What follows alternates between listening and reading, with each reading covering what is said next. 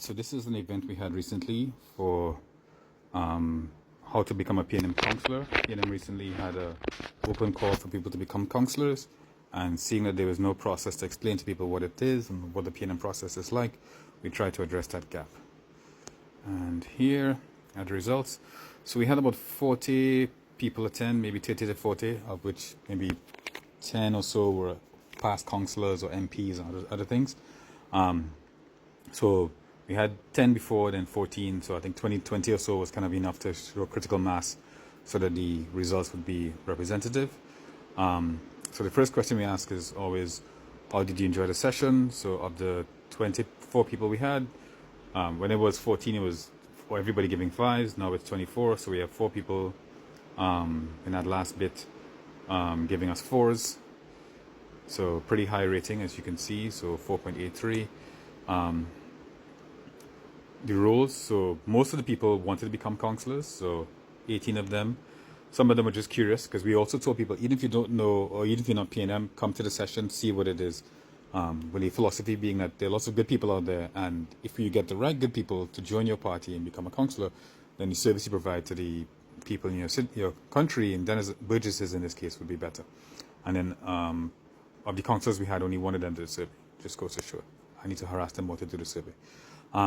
So we asked, what was the best thing about the event? This is a free text field. This is an AI summary, I assume. So information and clarity was pretty good.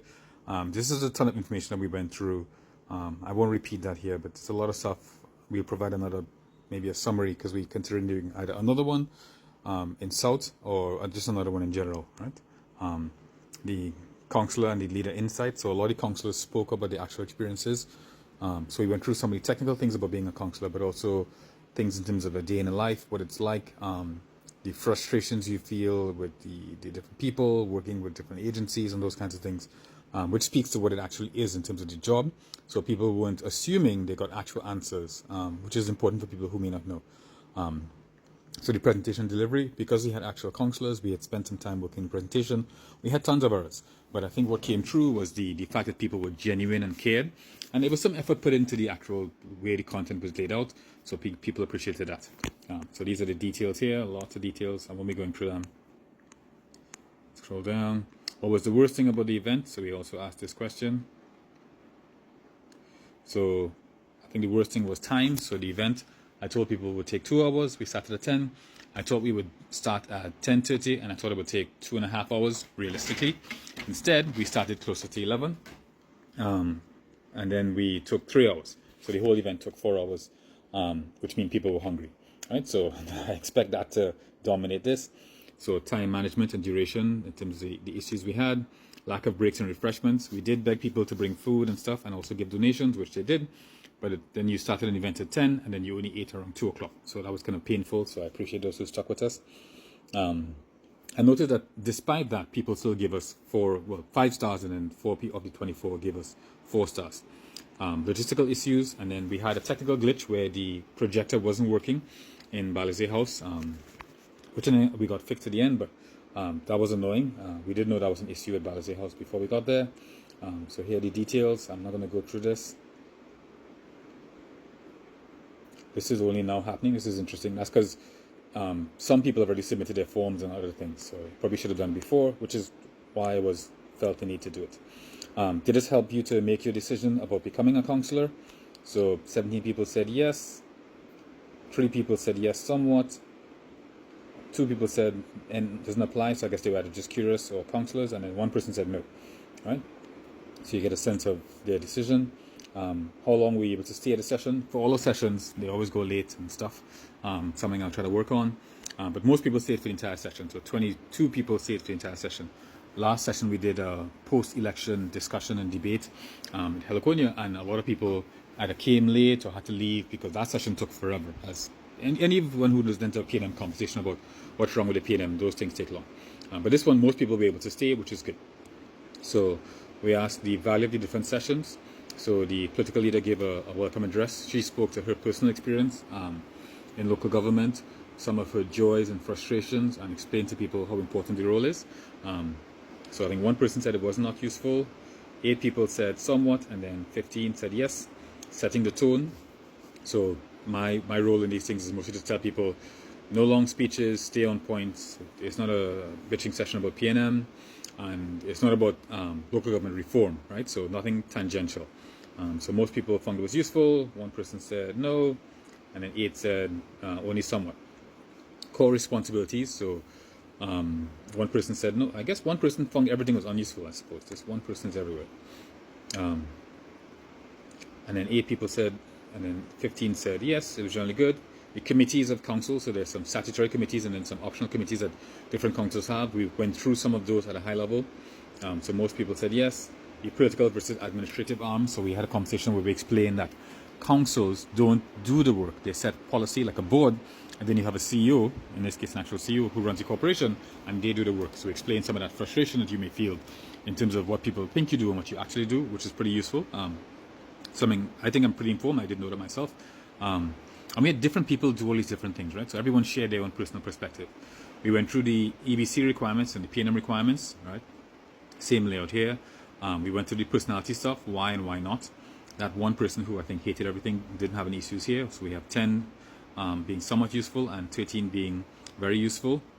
This is speaking to the fact that a councillor job is pretty psychologically exhaustive, and the burgesses can be pretty relentless, and you don't have enough money. There's never enough that you can do, right? There are actual families who need books. There are actual people who got flooded out, and depending on your personality, that can be pretty stressful. So we talked about that.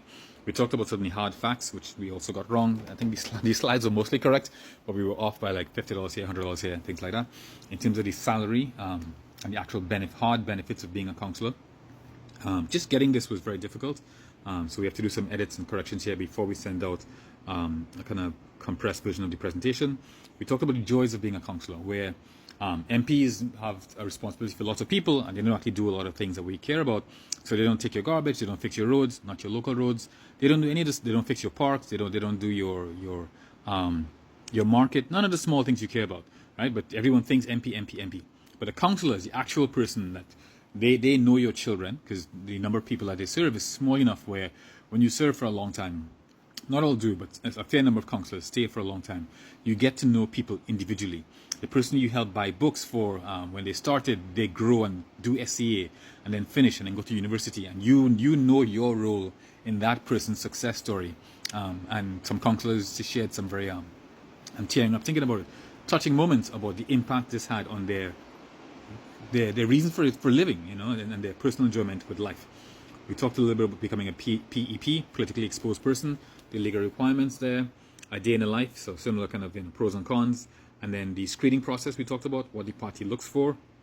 So a lot of people who want to become councillors, some of them are involved in the PNM and kind of know true friends and others. But lots of people don't know these things, and PNM insiders take this for granted, that people who mean well and want to contribute to society don't know anything about how the party operates, the screening process and these things. And these sorts of outreach to just regular citizens helps them to understand and figure out how they can contribute and add value. And in the process, we didn't go into campaigns, although this might be something we do in the future, but we did discuss very briefly the process of what a campaign looks like, the burdens and the walk and things that you have to do, so people understand what they're in for in terms of a campaign. So physical accommodation is a question we always ask as well, AC, chairs, etc., just to make sure we're hitting those things. So most 5 stars, 4 stars, so one more 4 star here. The refreshments, we always ask about this as well. There's an internal debate as to whether or not we need to provide food. So a lot of people said they appreciated it, so a lot of a high rating here as well. How important to have food, mostly because we want to know, because it's a burden and expense, and a lot of reasons for not doing these events is the cost of food and some sort of refreshments for the event, right? So this is something that we ask as well. The donations, so we ask for donations, kind of church style, so we kind of passed around a hat and asked people to donate as much or as little as they could, including nothing, which is fine. The event was free, but we asked people to donate, so that was there as well. The ages here, so I'll probably go through this to get a sense of where it's at. The gender ratio, so of the 24, 15 were women and the rest were men. The area of TNT, so as you see here, most people from the east, 13, some from Tongue, 4, and then we had central to, what was this, west of St. James, 2, and then south, 2 people. The event was held on the same day, I think, as the launch of Borrow Day, and there were some other events as well. And then Balzi House is kind of far from South, which is one reason we might do another event in South to kind of address the people who might be interested, especially as they hear how well this event went. So it's just some other demographic stuff, whether you're a member of Heliconia, yes, no. So most members aren't. Most of our events we have half Heliconia membership, 3/4 Heliconia membership, 1/4 not, and then half PNM, half not. So here we had a lot less Heliconia members, and then we had a lot more PNM members than we normally have. Normally we have half and half. And yeah, so no in a party group, and then something I always ask because I care about party groups, whether or not you're in a party group and it's functional, and then whether your party group has met in the last year. So we had 7 no's and then 11 yeses. I think Penny had asked this in the conversation, and a lot of people actually were in functional party groups, which was pleasant to see. That's not normally my experience in terms of asking these questions, but I do think things are changing and people are, party groups are becoming more and more functional. We asked people if they were more likely to join PNM or become a councillor after the event. So a lot of people are already in PNM. So 3 people were likely to join. 1 person is about the same in terms of becoming a councillor. So we had 6 people more likely to become councillors, which is good already, and then 4 about the same. So nobody was less likely to join a PNM or councillor. So net positive with 3 new PNM members who, I think we had 4 or 5 non-PNM people in the room, just from a raise of hands. So I guess 2 of those didn't respond to the survey or did something else. And several people said clearly they weren't sure yet. So now they're more interested in becoming councillors. Would you be interested in similar sessions like these in the future? So I always harangue about all our PNM meetings are essentially UNC meetings, where all we talk about is what the UNC is doing wrong. So we want meetings where all we do is PNM stuff, right? So so this is something that's only PNM, you discuss, and then you get to ask questions and we answer the questions. Not perfectly, right? But as perfect as we can. So it's not a speech, it's not a lecture. It's a political party engaging with you and you having an opportunity to engage in a political process. Right, so everyone, all 24 were interested in these kinds of events. So there are several projects I have lined up. There's an organization and a WhatsApp group that we have that are doing these kinds of things. And this is not things we're going to do. These are just things I thought about and I needed something to put down for the survey. So one, we want to do a labor conversation. So one of the reasons I believe we lost, and it came out in our survey we did for the post-election discussion that Heliconia had, was our disconnect with labor specifically, so not just the ground, but labor. So I don't know if the labor person in PNM has done anything. There's no work plans. Hate the fact that we have no work plans. I've come out speaking to what the plans are, so even if I wanted to help, I don't know how to help. So we're going to have a conversation with labor at some point. So 19 people were interested, and then 3 people only a little, which is probably a polite way of saying no. We want to do a PNM manifesto. So the anointed, what's his name, Stewart, who wasn't elected, had a manifesto, and despite the fact that I despise the fact that he wasn't elected, I like democracy, his manifesto is actually pretty good. So I've asked in the PNM chat several times who made the manifesto. There's no response. So we could either have a conversation about that manifesto, or we might have a series of conversations about making a new PNM manifesto looking forward. Not as grand as Vision 2020, which is an amazing document, go read it, but just engage. So if Labour wants certain things, coming out of that conversation would be a manifesto. So we promise to do X, Y, and Z, right? And then the other things along that line that you would want to document where you engage with your PNM membership, which PNM does not do, right? So PNM creates manifestos. I'm in a party group. I'm on the executives. I've never been involved in creating a manifesto. And I think that's wrong, right? So we want to fix those kinds of things. And then we also have a book club. So the education committee, I don't know if they have a formal work plan, but they had a launch of the Eric Williams, I forget what it's called. I saw that. I didn't attend it, but I heard about it and I signed up. Lots of people want to sign up. Let people know what your ideas are, what your plans are, even if they're crappy plans. People will help you make them less crappy. So I signed up, and there are people working on it. So either I will do my work under their committees if it goes fast enough. It's a little bit bureaucratic. We have like 1 million subcommittees, but that's how big organizations are. Nothing is perfect, and that's perfectly fine. If they don't, we'll just create a book club on our own and then do a kind of PNM book club issue. So one is a lending library aspect, and the other one is an actual book club. The field officer committee, which is a committee I'm on as well, is also looking at books we should read. Our committee chairman, the field officer, has like a specific philosophy and books we should read. He's a very learned man and is always telling us to read more, right? So that's something that we might work on as well. And this is just general feedback at the end, the last question to top it off. So the logistics they spoke about, so the technology issues that we had, informative content, positive experience, leadership, and then future sessions and outreach.